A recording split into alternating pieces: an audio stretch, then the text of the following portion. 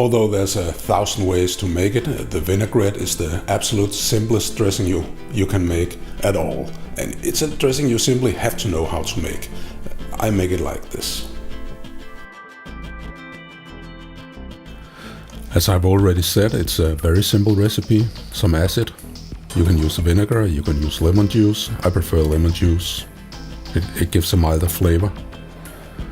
And for this recipe you need the juice of a single lemon. That's why I have made it this size.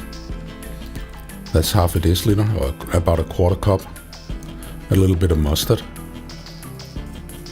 Mix that well until it's all evenly colored. Then pour in the oil and keep on whisking until it has a creamy, smooth consistency. Add the salt and the pepper. And any herbs and spices you might want to add, you can do now.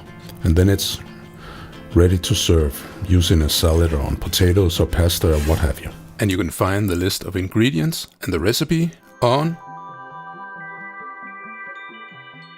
kvalifood.